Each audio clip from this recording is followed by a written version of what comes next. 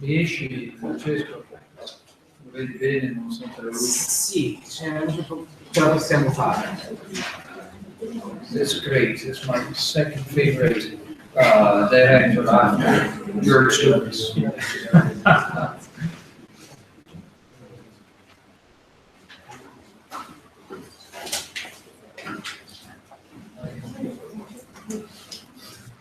Okay, we are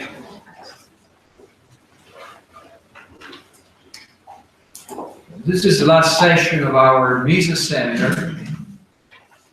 The MISA seminar is a conference Istituto Bruno Leoni has been organizing for quite a while. Our institute is not primarily an institute devoted to academic seminars. We spend much of our time in policy, but the MISA seminar has always been extremely important for us because the idea behind the seminar is to provide basically a free space for young scholars, for PhD students, for people that are entering academic life, to present their research and to develop them and discuss them in front of an audience of peers and senior scholars. So first of all, I would really like to thank all of our paper givers and all of our discussants, and particularly Jean-Pierre Santi, who's been chairing this conference year after year for quite a while with his tremendous charm and balance and moderation and wit. So Jean-Pierre, thank you so much, as always, for taking care of this. The final lecture of the MISA seminar has a very intriguing title, which is Freedom in an Age of Trouble and Confusion. Our ideas were never tremendously popular, at least in Italy, so we Italian libertarians are better used to our ideas being not tremendously popular. But nonetheless, we see free market policy, so defined, or classical liberalism in retreat, also in countries which we thought had different attitudes toward these ideas. For example, as you may know, Mrs. May at the Tory Party conference just a couple of days ago stated very clearly that she wants a conservative party that doesn't go with the socialist left, of course, but neither goes with the libertarian right, which is put on par with the socialist left when it comes to being dangerous for the future of the community and future. So, when you read the papers every day, you don't find many bright spots for human liberty. But at the very same time, we may put things in perspective and think, for example, that if you think about classical liberal or libertarian or freedom-minded scholars, we never had as many. We never had as many groups, organizations, forums in which we can discuss these ideas. And so if ideas eventually at some point in the future may have consequences, I think this movement is not necessarily in a very bad spot. It's a great pleasure for me to introduce you very briefly our last lecturer, who doesn't really need an introduction, but I'm supposed to be providing one, so I will. Alvaro Vargas Llosa is a great friend of Istituto Bruno Leoni, has been so for many years. It's a great pleasure for us to have him back. He's a writer and student of many interesting subjects. He's a very perceptive observer of Latin American policy, which is perhaps the only kind of politics comparable for complexity and complete lack of sense to Italian politics all over the world. So he feels so when he's here. It is a phenomenal book on that subject, Liquidity for Latin America. It was published a few years ago and translated into Italian by IBL. He published a wonderful little book on Che Guevara. It's not really the kind of book that Che Guevara himself would have liked to read about himself, but it's a very important book precisely for this reason. He published a most interesting book on immigration a few years ago. He has realized and conducting documentaries on subjects dear to our heart for National Geographic. He's been a senior fellow at the Independent Institute and has worked a great deal to expand, the Independent Institute research on what freedom means and how freedom is fostering opportunities all over the world. And perhaps the Italian in the room will remember him for, I'm not sure it was his first book, but one of his first books was L'idiota Latino-Americano, a book on a guide to the Latin American idiot. It was, among many other things, a wonderful anthology of some of the most ludicrous statements Latin American politicians have ever pronounced. And Maradona. And Maradona, so yes. Alvaro is a great speaker. I think is really a powerhouse in the freedom movement all over the world. He writes a lot, but he's also busy with investment and other kind of activities.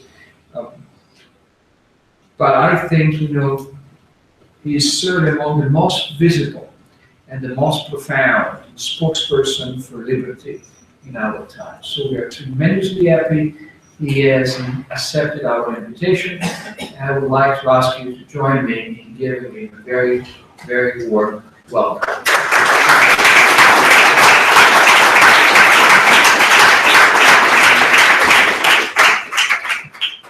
Thank you very much, Alberto. We had an interesting session this morning, partly about subjectivity. That's exactly what they meant, which is Alberto talking about me. Of course, it's impossible to live up to what he said, so I'm now I'm terrified of this auditorium.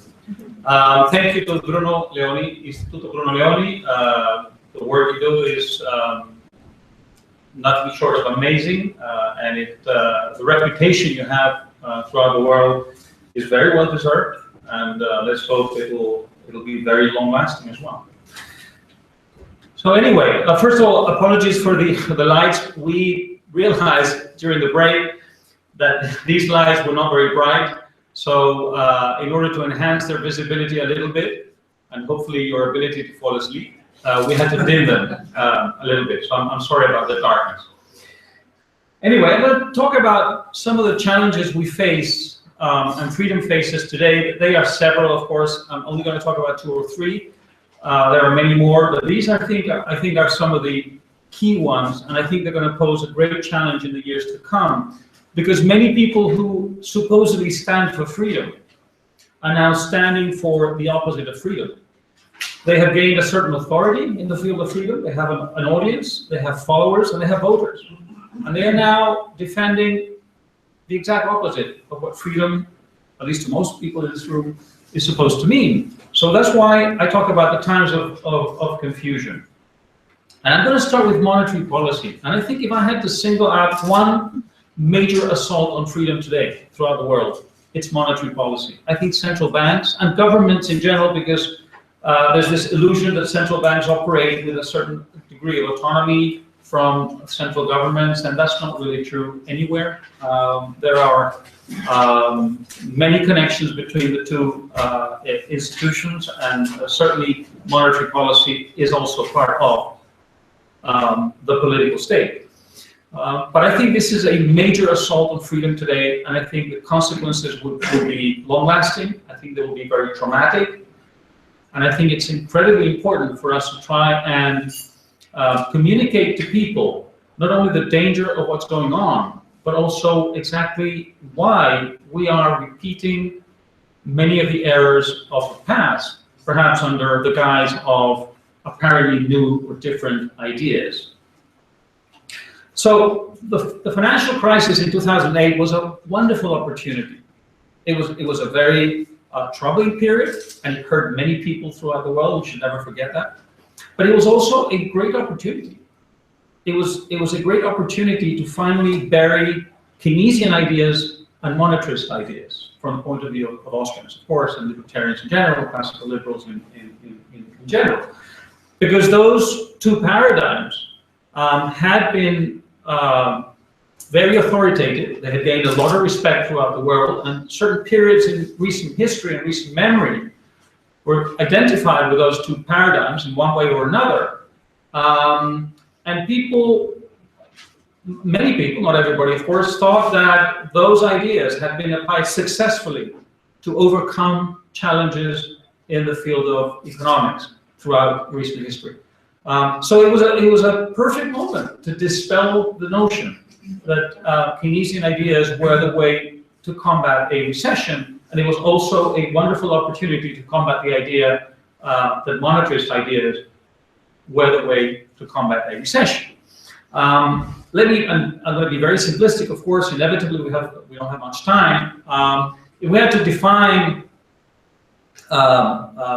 Keynes' ideas in 2008, well, basically they would have to do with the importance, of course, of boosting aggregate demand in order to boost economic activity. And the enemies of aggregate demand in times of recession, of course, are several, but some of them, we know them very well, and they have very nice and neatly defined terms, such as the paradox of thrift, which is actually not an idea that Keynes invented. This idea emerged in the 18th century, probably even before that, but Mandeville, in the Fable of the Beast, took it up, and it's a recurring idea through modern history, of course, but Keynes popularized it very much, the idea of paradox of thrift, meaning that saving was a bad thing.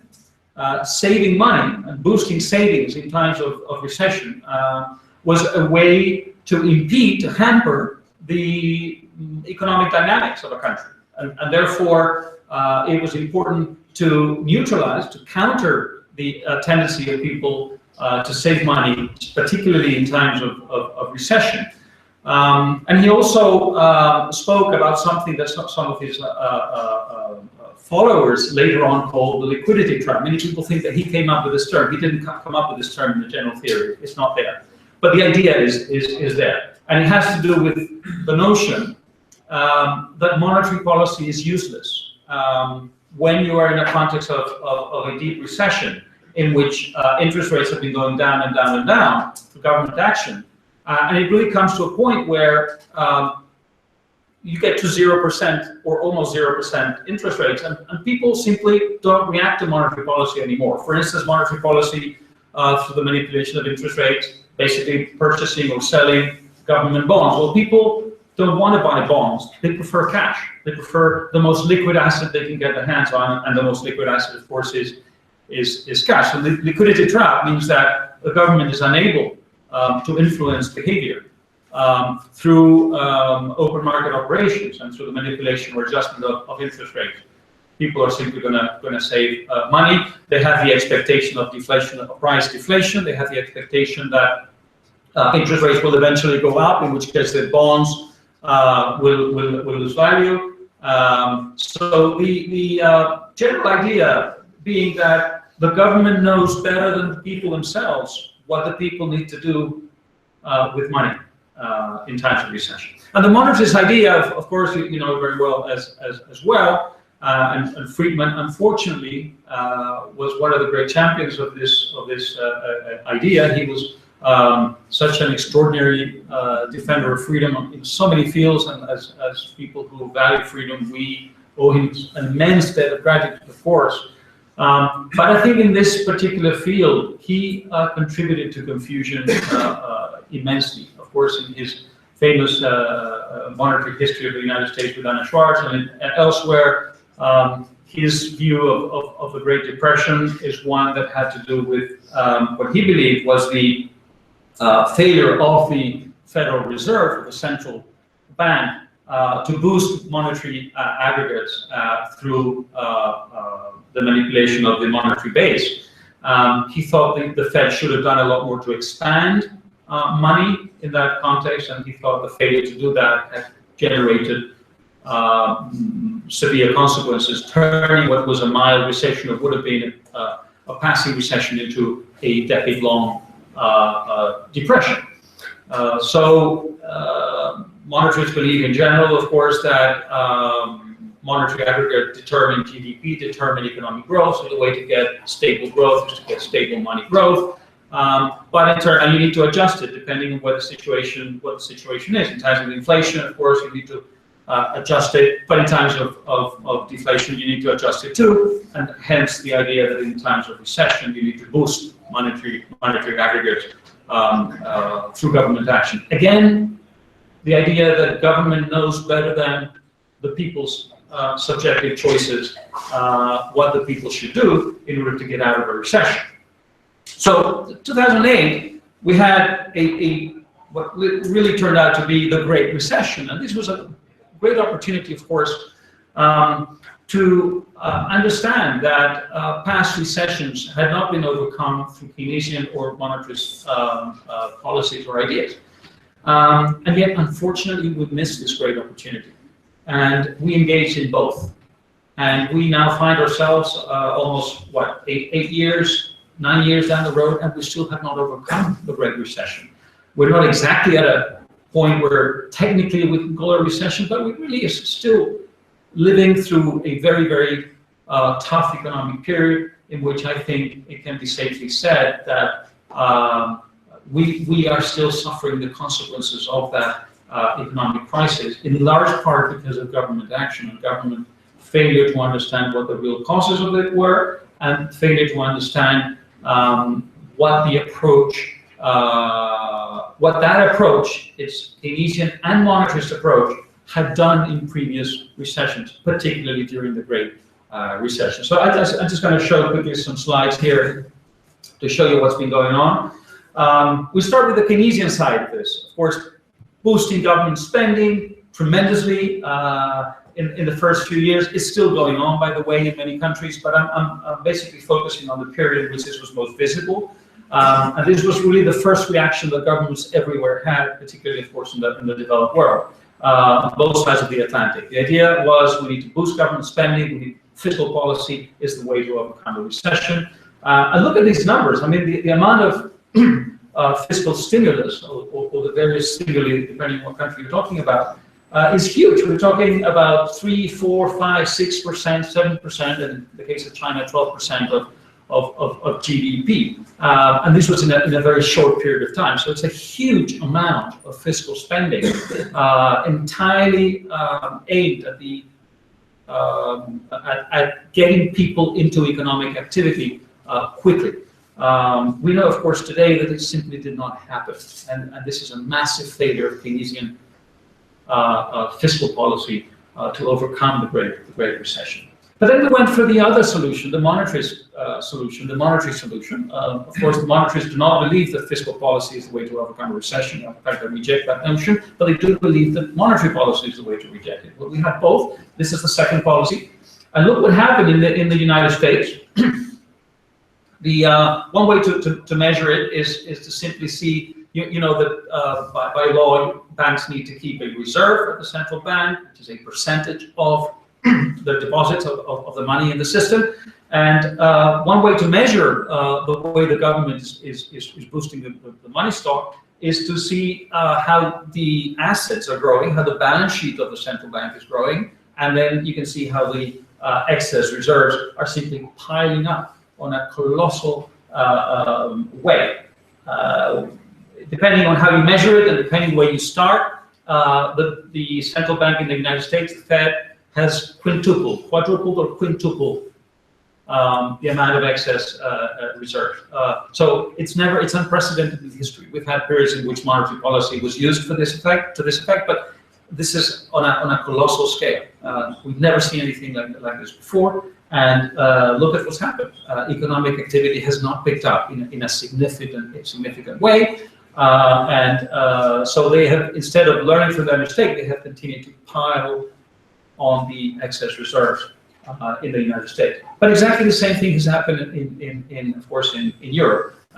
Again, this is the explosive growth of the balance sheet, in this case of the European Central Bank, emulating policy in the United States, and policy, by the way, in other parts of the world too, including, of course, Japan. And Japan has been doing it for decades now. So again, a complete failure to look at the real world, to look at what's been happening in other parts of the world and see how policies have been affecting negatively or positively economic activity. In the case of the United States, one way to see the complete inability of monetary policy to generate the effects that it wanted is to look at the velocity of money. Some people like the velocity of money as an indicator, some people don't, but that's not the issue now. I'm just simply trying to illustrate how ineffective it's been in the last few years. So theoretically, the idea was that you need to generate more economic activity, and of course the velocity has to do with the ratio between gross national product and M2, in this case, the monetary aggregate. So ideally, if this policy is going to work, you're going to get the velocity accelerating, of course, because it has to do with transactions of monetary units. If you have more economic activity, it means you're having more transactions. So that's the entire purpose of this policy. Look at what's been happening. I mean, year after year after year, the velocity simply collapsed. So you would have thought after 1 or 2 or 3 years, they would have said, well, this is not working, right? Well, no. They said this is not working because we're not pushing hard enough. So they kept pushing and pushing and pushing. So the excess reserves kept going up and the velocity kept going down. I mean, absolutely amazing that people who have PhDs, who've been at this for decades, who've worked very hard at this, who've looked at history, who know the theory, or supposedly know the theory, should be behaving in this infantile way. But that's what's been happening. And of course, the people who were the infantile ones, just everyday people, average folks, were of course much more knowledgeable about the truth than the government. And so what they were doing is being very cautious. I'm really sorry because I'm sure you can't really see very well what's happening, but I'm just going to simply describe it. On the left, what you have is, of course, private sector credit. So again, the idea was you wanted to boost credit on a massive scale. If you increase the monetary aggregates massively through a massive increase in the monetary stock, you're going to get a lot of credit going around. So that was the theory, that was the idea. And of course, that didn't happen. Credit went up, private credit went up, but in very small percentages, 28% over a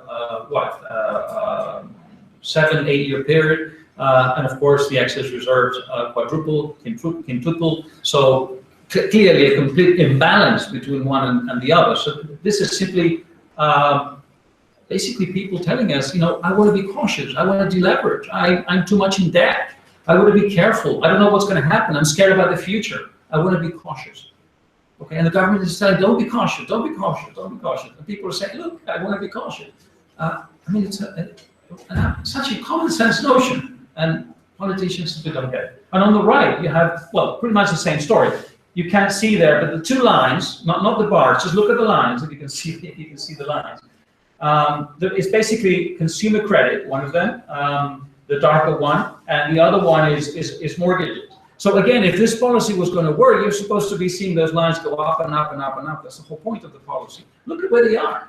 That's people simply behaving in a cautious way. That's all it is. And why are they behaving in a cautious way? Because of what the bars tell us. The bars tell us how much in debt they are. That's the amount of leverage they have. So they have such huge leverage. There's so much in debt. They want to be careful. That's what you do when you run into too much debt, right? And despite the government pushing them to get into more debt, they're just telling you, look, I already have enough debt. And yes, if you look at the colors there, the red is consumer credit, the blue is for mortgages, and that has hardly gone down at all in the last several years. So it means we still have a huge amount of debt. So what's really happening is the government is telling them, get into further debt, get into more debt, and the people are saying, let me deleverage. Let me breathe. Let me get some oxygen into the room, and then I'll start behaving like I did in pre-recession time. So there's this contradictory dynamic going on. I mean, I can't prove this. I can't prove what you can't see. But I'm pretty certain that if these policies had not been in place, those bars would have gone down significantly by now, and people would have felt much more confident about the future, and therefore they would probably be engaging in more economic activity. So the contradictory dynamic of people's common sense and government's lack of common sense is generating a situation in which the bars are pretty much at the same level they've been for years now. So that's how I mean, that's really basically a way of saying it's going to take a long time to get out of the situation. If you want those bars to come down significantly, and they've been at that level for several years, I mean, you really need a complete change of focus, and I don't see that happening anytime soon. The Americans are not Martians; they behave like normal people. So do the Europeans. So the Europeans are not doing anything different than the Americans. Again, if you look at household credit here, look the level at which it is today, and it's even below 2010. The whole purpose of the policy of the European Central Bank was to get people to get credit flowing again, and it's not happening. Look where it is. People are being cautious. People are being careful. People are being just normal human beings, just like you and I. Well, I'm not sure libertarians are normal human beings, but anyway. I mean, the idea is that there's a complete lack of respect on the part of the state towards people's subjective choices. What we're talking about this morning. There's this idea that there's an objective way of getting out of this, and there's a sort of standard to which people should be held in terms of personal conduct, and then we just ram it down their necks and see if they're going to understand. And if they don't understand, then we try even harder from the point of view of government. And people are desperately telling them, why do you have a little bit more respect about my personal choices, my personal psychology, my personal fears, my personal way of looking at my own situation and of anticipating the future. So this, I mean, at heart, it's really a massive contradiction in terms of communication. There's a total lack of communication between power and the individual. That's what this monetary story is really telling us. And this is very scary. So, what's even more amazing to me is that this has happened. We've been there before. We've been there so many times in history. All we had to do is look at history to see what would happen. Look at Japan. I'm really sorry about this slide. I know it's not very focused at all. But anyway, what it tells us is just look at the red line. The red line is simply, again, monetary policy as an instrument of getting out of a recession. The Japanese thought if we boost the monetary base, we're going to get people to spend and people to engage in economic activity. So they've been expanding it for years and years and years and years. And at the same time, what was the response of the people, of ordinary people? Well, look at the lowest line there. I think it's the blue line. And that's basically bank loans. Look at what was happening. The market was telling the government, we're going to do exactly the opposite of what you were trying to get us to do.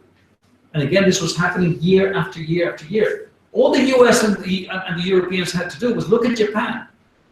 Unless they thought the Japanese were very strange kind of human beings, they should have simply learned the lesson of what happened in Japan after 1999. And they couldn't care less about what happened in Japan. Probably they thought, well, Japan didn't try hard enough, so we're going to try even harder to tell the individual, from the point of view of the state, what he or she should be doing in this kind of situation. Again, we didn't really need to go that far. Just look at the Great Recession, the Great Depression, sorry, in the 1930s.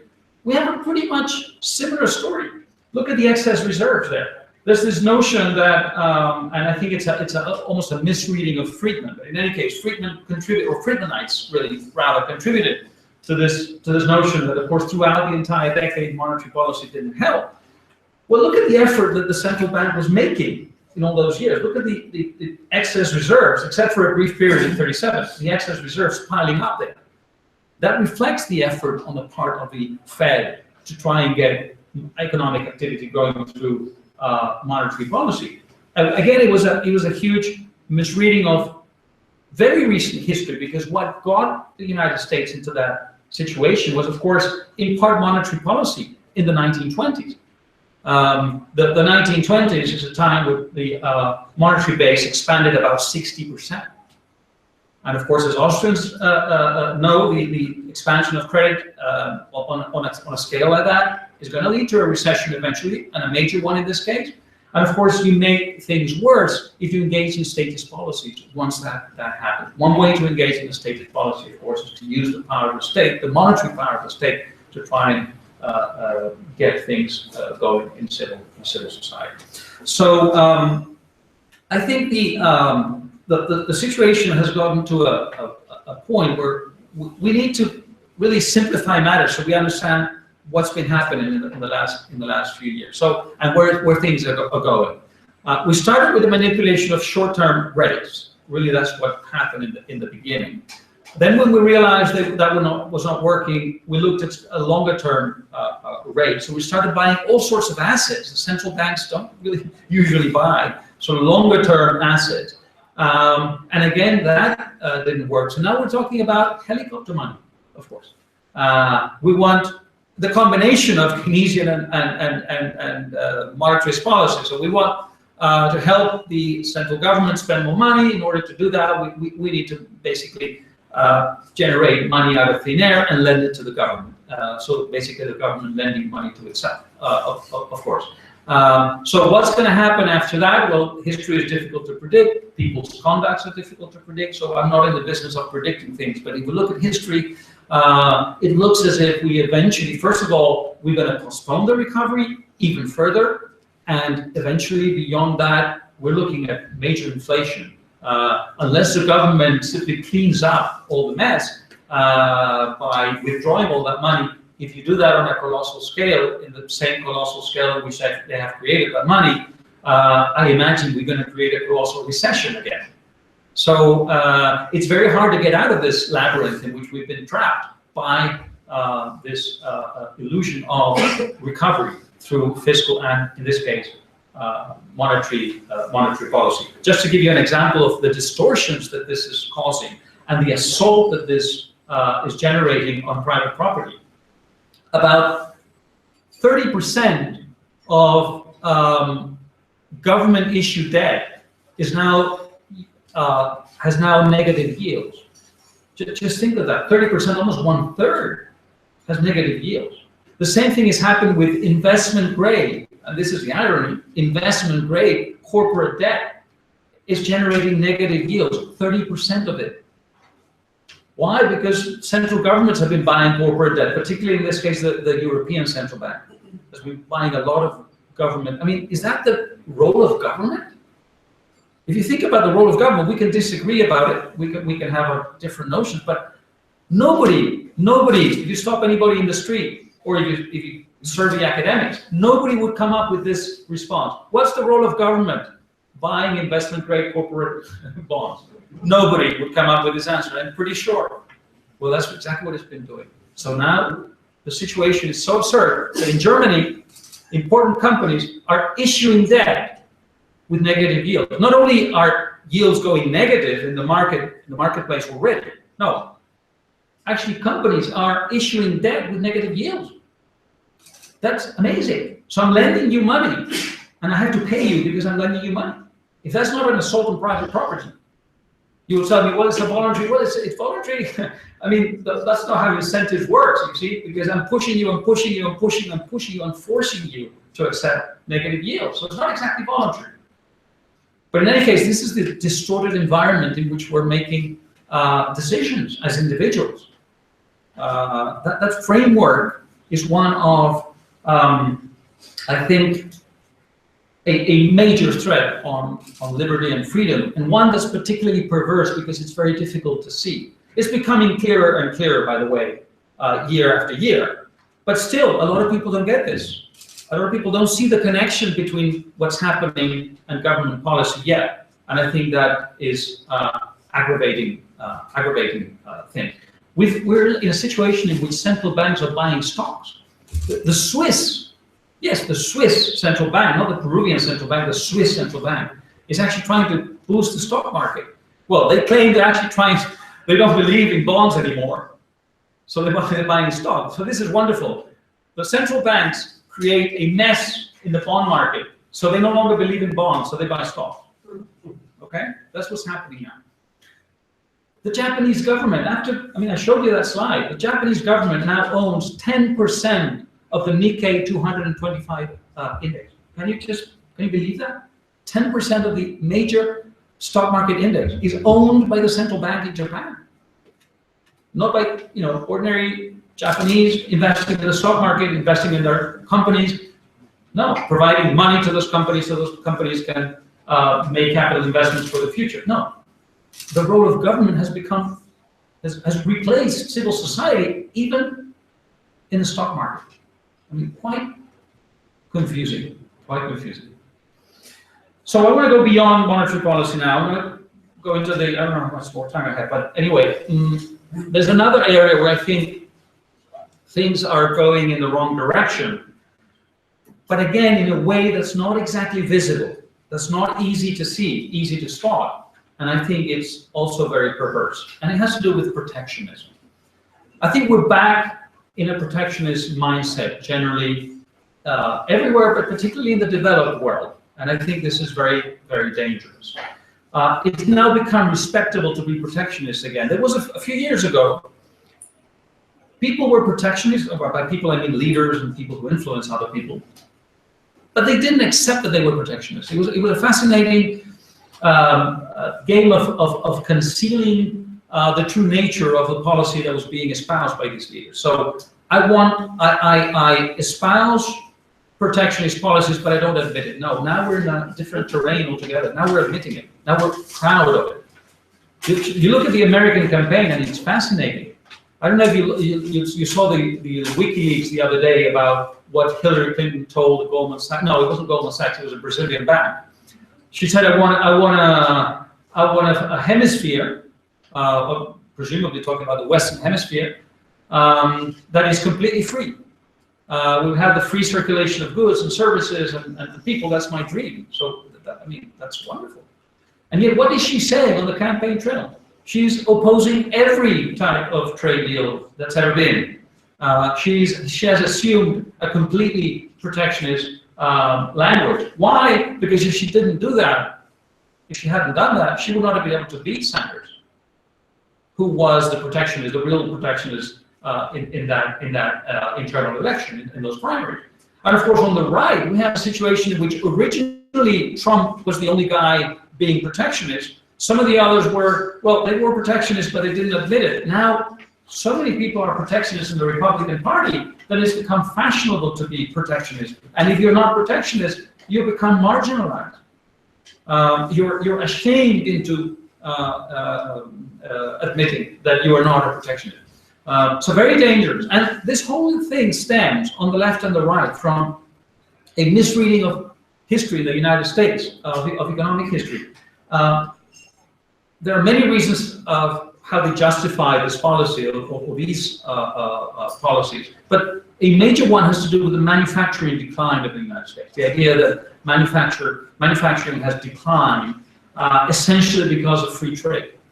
We have gone too far down the free trade line, so we are now generating a situation in which it is impossible for the United States to compete, and that has generated the collapse of U.S. manufacturing industries, and that has generated sort of permanent unemployment in certain areas of the country. Of course, this is very localized, but in certain areas of the country. This is the established truth in large parts of the mainstream, political mainstream in the United States. And it's a complete absurdity. The manufacturing decline started long before these free trade agreements, long before NAFTA, which was in the 1990s, long before the World Trade Organization, which came into being in 1995. The manufacturing decline has been happening since the 1970s.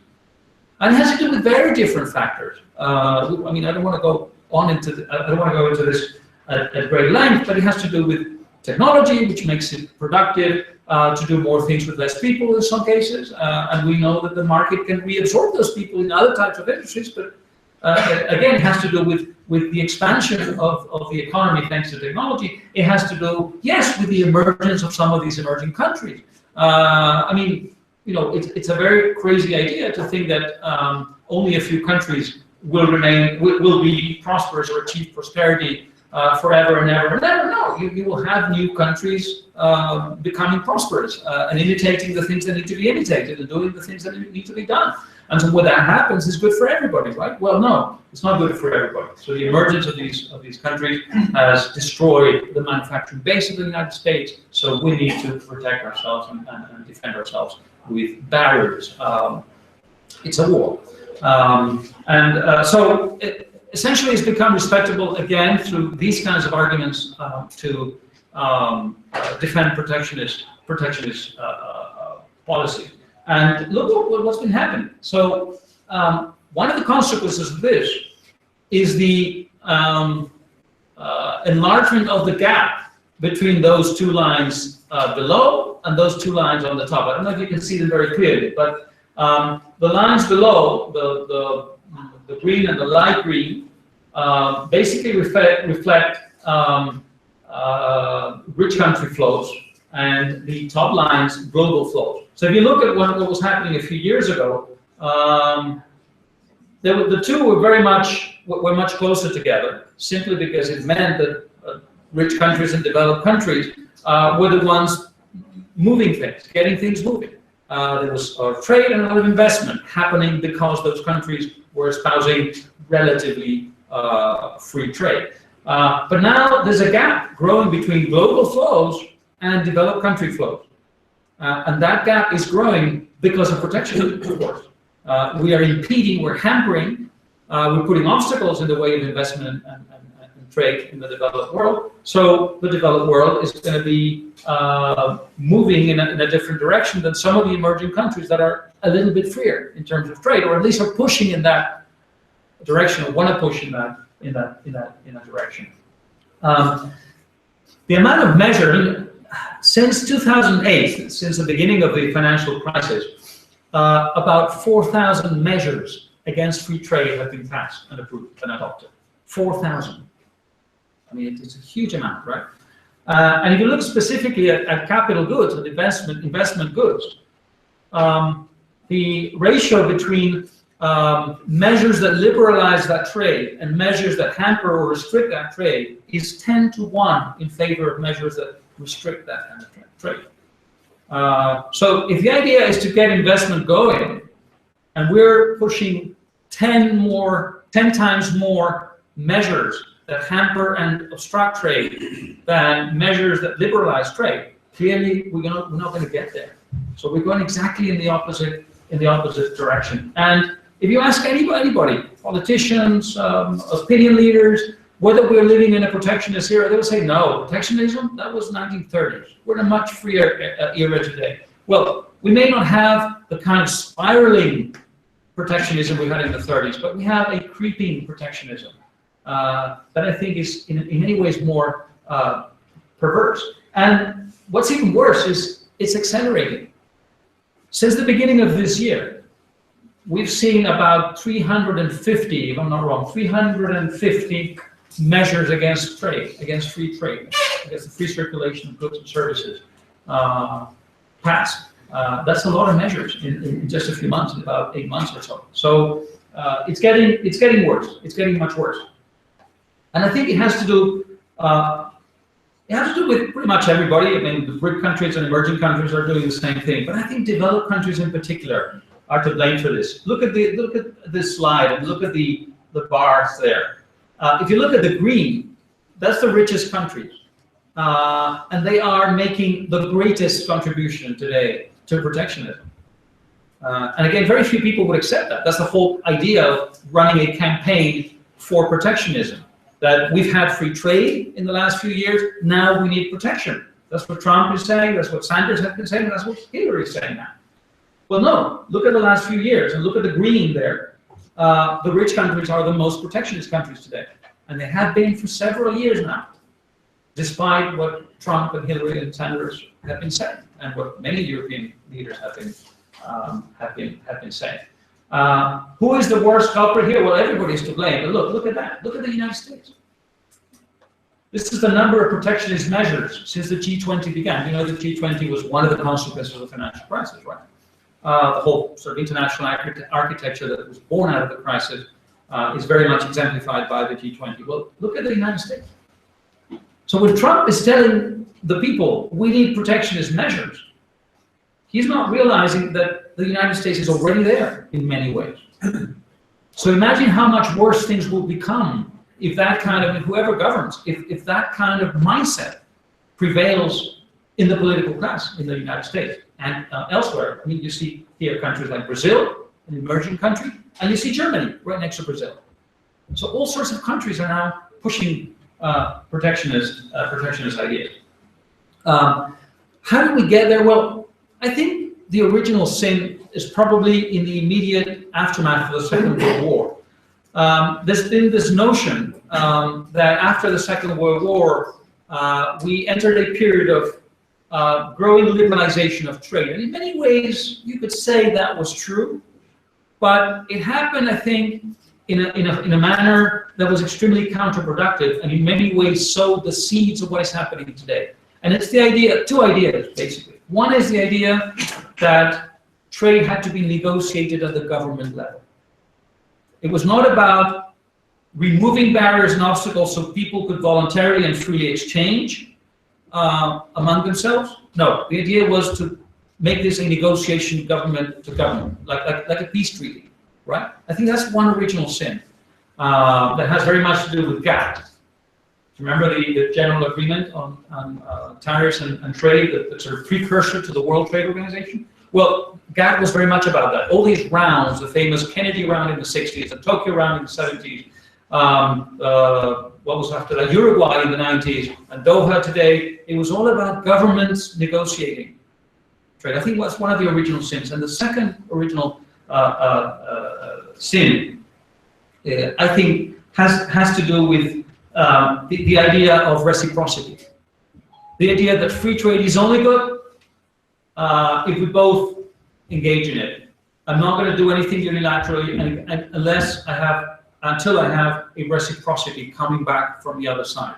So the idea of governments negotiating and reciprocity is very much at the heart of, I think, what is happening today, the failure of free trade to remain with us as an ethos, as a paradigm. Not only that, but we engage in something that's perhaps even more perverse, which was blocks, trading blocks. So the idea was, well, we cannot have sort of global free trade. We cannot have free trade on a global stage. So we need to start engaging in free trade at the regional level. But of course, once you start negotiating government to government, once you negotiate on the principle of reciprocity, and then once you create these regions that reproduce protectionism at the regional level, in other words, all you're doing is taking national protectionism and turning it into regional, block-wide protectionism. What you're doing is, I think, you're sowing the seeds of what is happening today. We're now entering a period which I think is dangerous. We've had, I think, three major moments of protectionism in the last century. There have been many more, but three major ones. One was the 1930s, of course, and that had a lot to do with the aftermath of the First World War. It had to do with the fact that, remember, some countries went back to the gold standard, which was great, except that they fixed the price of gold at pre-war levels, which was very unrealistic. So once that became problematic for them, and there was no flexibility, so countries like Germany and France became protectionist, blaming the gold standard. Now, it was not the fault of the gold standard, it was the fault of their unrealistic expectations by fixing the price of gold at a pre-war level. And in the United States, we had Smoot-Hawley, of course, which was not passed by Roosevelt, actually, but under Hoover. People forget that Hoover was very much responsible for what happened, and of course, Roosevelt made it even worse. But in any case, that was a great protectionist moment in contemporary history. A second moment was the 1970s. It was a different kind of protectionism. It was not through the use of tariffs so much as through the use of, I don't know if some of you remember having read about voluntary export restraints and these kinds of notions. Of course, basically subsidies for everything, shipbuilding and energy and cars and every industry, you name it, was receiving various types of subsidies. So subsidies and voluntary export restraints rather than tariffs was the mechanism, the vehicle through which protectionism took place in the 70s. Well, today, I think we're living through the third period of protectionism. I think we're going to go much further than when we are. And it has to do, again, with subsidies. The financial industry has been subsidized, I mean, on a massive scale by governments, as you know. Alternative energy, again, receiving massive subsidies from the government. I mean, many industries are receiving subsidies. And regulation. And this is kind of the new thing to do. So you have all these fines and all these actions piling against Google and Apple and every important company in the world, particularly in Europe, as you know, in recent weeks. So we're seeing protectionism now kind of creeping up through all these regulatory mechanisms and through the use of subsidies. And I think we're going to see that growing and growing in the next few years, to judge by the tone of current politics on both sides of the Atlantic. And let me just finish. I'm going to be very quick about this because immigration was so wonderfully covered yesterday. I really can't add a lot more than what was said, and I've been talking for too long. But I'm going to very quickly go through this. I think immigration will be one of the great issues of our time. It already is. I think we are misleading ourselves if we think, and I say this because many people who supposedly stand for free trade don't understand this. If we think that we can have the free circulation of goods and services and ideas and not the free circulation, or at least to a large extent, of people, essentially there's a contradiction between the two. And if you don't have an environment in which you have the free circulation of all those factors, and it's always horrible to talk about people as factor, I think you're going to have a blockage that's going to create a lot of problems. Attitudes are hardening. You can see here. You probably can't read that, but will refugees increase the likelihood of terrorism in our country? You can see there. I mean, the percentages are. This is Europe. This is the European Union. The percentages are in the 70s and 60s and 50s. So, I mean, very, very strong reaction. Are refugees a burden on our country? 80, 82, 75, 44, 31, 65, 72. This is Germany, Italy, Poland, Hungary. I mean, developed countries, prosperous countries. This is how attitudes have hardened. You're probably not going to be able to see this either, but what we're seeing in the United States is very fascinating. The phenomenon has to do with the right, particularly with the right. It used to be the case in other times that the left was much more anti-immigration in the United States than the right. And in fact, the right was very much pro-immigration. You think of Reagan. Reagan legalized 1.3 million people. There was a time when the Republican Party stood for immigration. There was a time when the left, particularly under the influence of the unions, was very much anti-immigration. Well, today, I still think the unions are, but I think the right has emerged as such a champion of anti-immigration that they're kind of overshadowing the left in this. But look at these numbers. This is very interesting. The United States as a whole thinks 59% in the United States as a whole think that immigrants strengthen the country through hard work and talent. That's a lot. But what about Republicans? What about the right? Only 33%. Only 1/3 of the right thinks that immigrants are good for the country. If you look at it from a purely ideological point of view, this is a major phenomenon. This is not the marginal loony right. No, this is a mainstream party. This is a party that's been in existence since the middle of the 19th century, and a very major force, political force in the United States. And finally, the wall, Trump's famous wall. Look at this. I mean, only 1/3 of the country, and it's still very, I mean, it's very large, but in today's context, I think 1/3, I mean, it could be so much worse than 1/3 doesn't seem too bad, of the country thinks the wall is a good idea. But what about Republicans? If you go down sort of to the middle, 63%, 2/3 of Republicans think it's a good idea. So it's not true that Trump doesn't represent the party today. There's this notion by some of his competitors within the Republican Party that he's not representative of the party. No, the scary thing is that he is representative of the party. 2/3 of the Republicans think the wall is a very good idea. Look at the generational gap, very interesting. Young people, millennials, only 20%. Generation X, 36%. And these are still high numbers for young people. But of course, if you go up to boomers and silent people, it gets us as far as 47%, almost half of them think the wall is a very good idea. That's a very scary thought. And of course, in ethnic terms, it's also very troubling. Whites, 43% of the country think the wall is a good idea, whereas Hispanics and blacks, the numbers are very, very small compared to that. So, and to finish, not only is this very scary and very dangerous and a major assault on liberty and freedom, it's also based on complete and absolute myth. Partly for the reasons that were said yesterday, partly for the fact that we're not reading what's actually happening on the ground.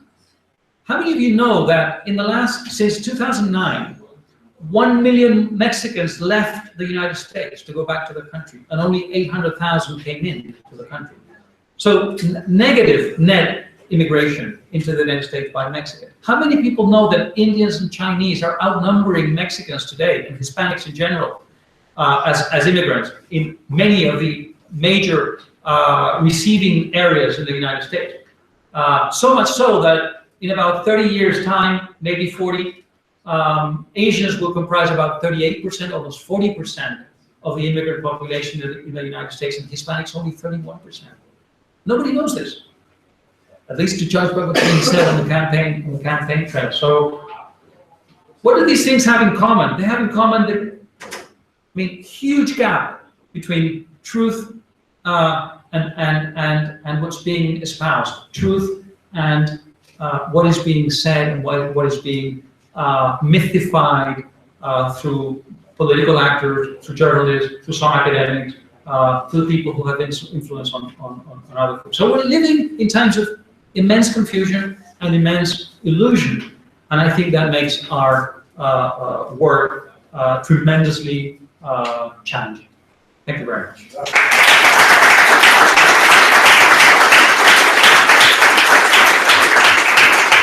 Thank you, Alvaro. We had two marvelous lectures yesterday, Chandra Kukadas on immigration, today Alvaro on freedom in a time of confusion. If Alvaro allows us, now we'll switch the light on so that we can see each other.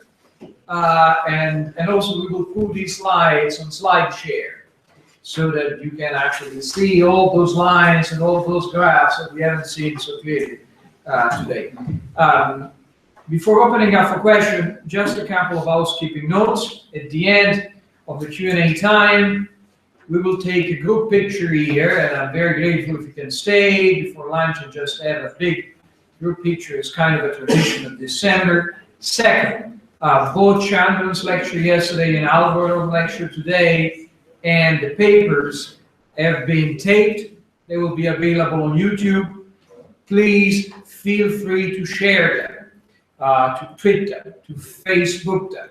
I mean, we won't do these seminars only for the people sitting in this room. And the idea is that we all have takeaways, we bring them back, we put them into our research, into our activity, into our activism, into our talks, and we use them to try to make the world a little bit of a better place at the margin, at least.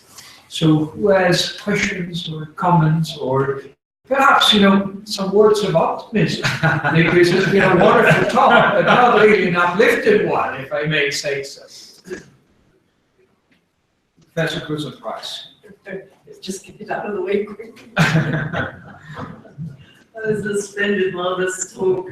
And I'd just like to add that the outpouring of regulation in the EU, you can trace that back to the mid-1980s when the older industrial nations, founding members, were so worried about the accession of Spain and Portugal and worried that Greek fruit and vegetables would come in very cheap and wipe out French and Northern Italian or whatever farmers, that they started regulating madly to make it quite impossible for the the newer members coming in with really competitive products. And this stood the established members in good stead when the Central European countries came in as well. They said, oh, yes, you can come in, but you can't export to us, because you'll have to first raise your standards to our level.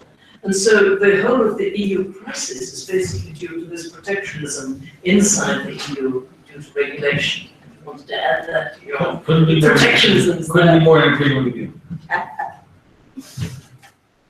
Anybody's a word of optimism?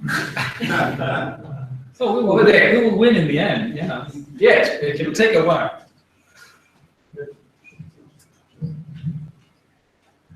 Well, I'm not sure how optimistic this will be, but actually it's quite pessimistic. I'm sorry.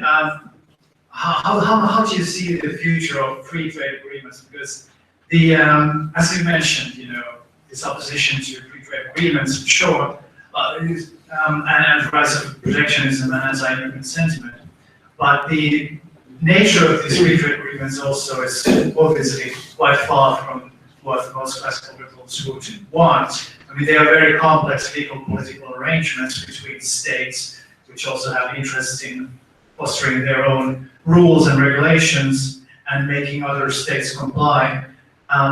So they are very mixed, the transatlantic and the trans-Pacific arrangements, both whether they are ever signed or not, have a mixture of kind of, I don't know if you call it protectionist measures, but certainly, highly regulatory measures, which would actually make it difficult for some forms of free trade to occur, or states to exit from those arrangements and set up more freer forms of trade agreements. So, although I'm a pragmatist, so I think that we should take any liberalizing that we can get, even if it's a mixed bag. But do you ever see how do we get free trade without this package? Can I just a similar question that basically twists that thing into the optimistic mood for a sec? I think that's certainly true. I mean, when we're talking about TTIP, for example, we're not talking about free trade as it used to be. We're not talking about getting rid of barriers. We're talking about highly convoluted regulatory agreements. But on the other hand, if you think about the American presidential campaign, for example, the very fact we're talking about convoluted regulatory agreements makes perhaps it more difficult for, new protectionists in chief to just disentangle themselves or herself out of those. So, in a way, it's much worse. I mean, it's not free trade as it used to be at the time of Richard Carlton, just getting of the barriers. But on the other hand, this complexities now, it is shielding, a certain amount of international trade from the immediate influence of, the wannabe protectionist in chief. Well, I tend to agree. I mean, I think from a tactical point of view, we need to accept measures that are less than ideal if we want to make some progress. I think we should not take the infantile road, which is basically, well, if we can't get 100%, that we don't want anything. So we need some progress, and progress sometimes is complicated. We can't force society to accept our ideas overnight. It doesn't work that way. So we need to make incremental progress. And some of these trading agreements have made incremental progress. But I think we're getting into a situation where that guarantee that you see, those safeguards that you see in those blocks are no longer relevant. Because you're not seeing people in the mainstream shy away from the notion that we need to go back and reverse course as it relates to those agreements. They're actually saying that openly now. Not only that, but Trump being against the Trans-Pacific Partnership is something that you would expect, but Hillary Clinton, who was for it, in favor of it, year after year after year, suddenly having to make a U-turn because it's impossible to get elected if she doesn't. It tells you something about the mindset today of the political class.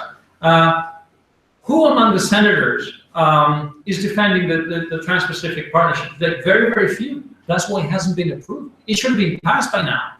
That was Obama's, paradoxically, it was Obama pushing for it. And many in the Republican Party opposing it, as well as of course, the Democratic Party. So we're getting even beyond those safeguards now. They're now rejecting the entire idea of having trading blocks. Trump has openly said he would like to do away with NAFTA.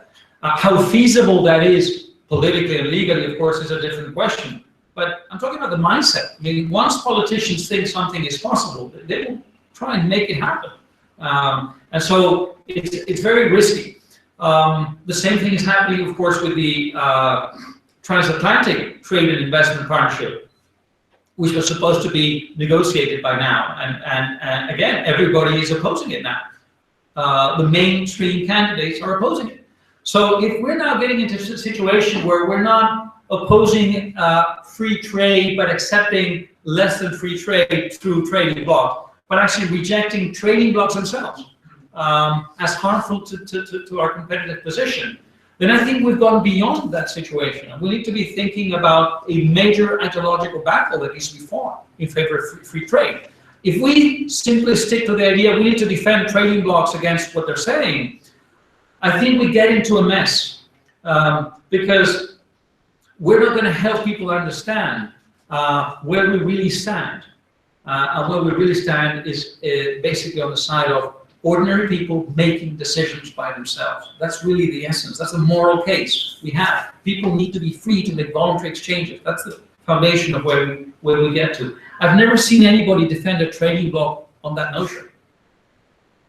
So I think we need to make the fundamental case again, because we get into a point where people are actually rejecting even trading blocs, however imperfect they are in terms of free trade. Signor Levante, Tommaso. A very big calculation. And I will ask you if you think that, looking at your words graph, erase me the ambiguity, Mandeville idea. Also, there was an opportunity to did something for the common good sometime. So I ask you, this was the graph testify also that in society there is a very big conflict that originates also value divergence that originates also relationship of power. So I ask you, it's better to start to live from the figure of Adam Smith as another economist and to shift to think Adam Smith also as a moral philosophy, and when you read Adam Smith, I have a very big problem to share with the economist component from the philosopher moral component, because he didn't want to separate ethics from economics. He didn't want to separate ethics from the economy.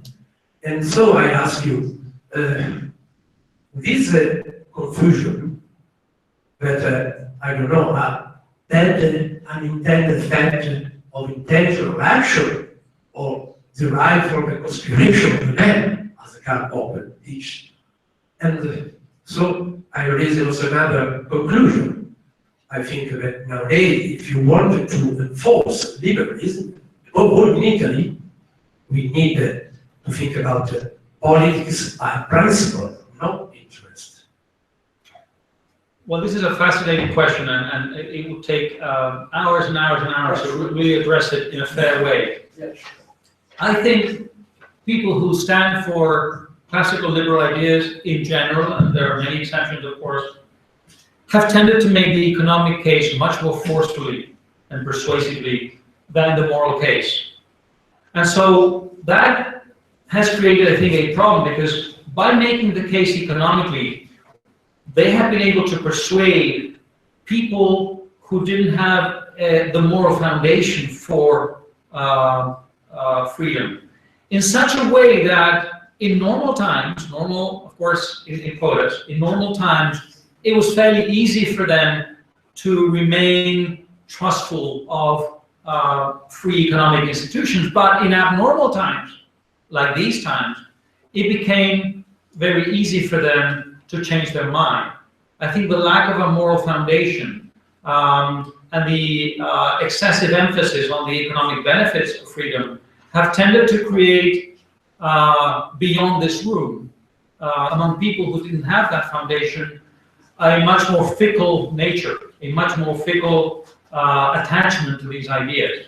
And that's what we're seeing today. If you look at some of the people who are espousing protectionist measures, these are people who just a few years ago supposedly stood for freedom. They were the champions of freedom, at least in the eyes of the wider society. So it's a fascinating situation. So probably it's a good time to go back to the fundamentals and go back to the moral case for freedom, without, of course, failing to do the other work, which is very important, which is to clear the confusion in terms of, in economic terms. But I think we need to go back to the moral principle. And there's another reason why we need to do that, and it has to do with the emergence of populism. Populism has stolen from libertarians and classical liberals the moral case. Okay? If you look at the 5-star movement, if you read some of their speeches and listen to what they're saying in Italy, maybe this is not so much so today because they've been around for a while now and people get to judge them and get to be more critical. But in the beginning, they made such a forceful moral case against the political class that they sounded to me like the real libertarians, only in certain specific issues, of course. So exactly the same thing can be said in Latin America. If you read Chavez's speeches, okay, at the end of the 90s, those are, some of them, speeches that libertarians could have signed on. He was making a profoundly moral case against the political class, against the 40 years of democratic government, before that the dictatorship, the 40 years of democratic government, called the Punto Fijo Agreement. So not only do we need to go back to the moral case so that people who are persuaded become persuaded forever, as it were, in good times and in bad, but also because the populists are stealing the moral case from us in a very powerful way today. In Europe, in the United States, in Latin America, I'm sure it's happening in Asia. Probably Duterte in the Philippines is doing some of that, and it's very scary, very dangerous. Thank you, Alvaro. I was aware that there was net migration of Mexican and Hispanic people to Mexico. I hadn't realized there were so many Asians moving into the United States. Just a couple of comments. One is that it's interesting what the effect is of border control here, and particularly with any proposed wall, and that is that it makes it much more difficult for people to return. Because if it's hard to come in the first place, you don't risk going back and having to come back all over again. So you come in and you stay. So ironically, in fact, removing the border controls in an era when people are wanting to move back will probably make it easier for people to move back. The thing I wanted to ask you, though, was with U.S. border control at the U.S.-Mexican border, how much of that is also limiting movement of people from other parts of Latin America or moving through Mexico into the US? And the other figures that you mentioned of net migration, are they just of Mexicans returning to Mexico, or are they people from Latin America more generally moving back to Latin America? It's overwhelmingly Mexicans. Yes, there are Central Americans, but overwhelmingly Mexicans. Of that million I mentioned, we're talking about 900,000 plus, so it's overwhelmingly Mexican. In terms of Asians, there's a very interesting survey done by Pew Research, the Pew Research Center, very recently, and this was a major shock to many people, including me. I was aware that more and more Asians were coming in. I was aware that Hispanic immigration was dropping, so I was aware of the dynamics, but I wasn't aware of the numbers. And if the trend continues, and we never know what's going to happen with these trends, but if the trend continues, again, we're going to reach a situation in the not too distant future where 38%, almost 40% of immigrants will be of Asian origin. How many people are aware of that? Very, very few people. We're not looking at the facts. And in terms of, well, I mean, you're right. If we make it easier for people to come in, we would make it easier for people to go out. You know, what the perfect example of that is? The Clinton years. One of the things that, and there's this notion that Clinton was pro-immigration and then Bush was anti-immigration. No, not exactly. During the Clinton years, a lot of anti-immigration measures were passed, including one that made seasonal migration almost impossible. And this was the perfect case in point. You had, during 3 months in the year, Mexicans coming in to do the harvesting just for very specific jobs, and then going back to Mexico. And you could see the year after year after year. It was a very fascinating dynamic. And then they put a stop to that by making it more difficult to come in. So people, of course, once they came in, they didn't want to go back out. Before that, it was easier to come in, it was easier to go out. And so you did see this seasonal migration. I mean, it's fascinating to see how the market works when it comes to people. When it comes to, we're used to talking about the market in terms of things. We don't think of the market in terms of people, but it works exactly the same. We see these flows reacting to incentives and reacting to reality. So that's what I was saying yesterday, inspired by your talk, that anytime you see a massive amount of people violating the law, it can only be because there's a disconnect between the law and reality, not because it's in the nature of a massive amount of people to be criminals. It doesn't happen like that. In most societies, most people are not criminals. Only when you see this huge disconnect between the law and reality, you have this black market phenomenon. What's immigration if not the human side of black market? So yes, but I think politicians have a very hard time today making this case for obvious reasons. Even though, as I showed in those slides, still in the United States, the majority of people would say immigration is a good thing. Of course, there's a difference between responding to a question about immigration generally and then talking about very specific measures. Because if you said to those people, well, if you're telling me that if 60% of the people are telling me that immigration is a very good thing, should we make immigration freer? They would say, no, no, no. Perhaps I could go as far as legalizing 12 million people. Maybe, if I'm making sure they learn English and they go back and get their permit, but no. I mean, I'm not going to go as far as making it easy for them. So, the fact that so many people are still saying, despite everything, that they're for immigration, I mean, is a good thing, but it's not a guarantee of anything. Well, with these, I would like to thank Alvaro for this outstanding lecture. We had two splendid lectures yesterday with Chandra Fukatas, who I thank profoundly, today with Alvaro.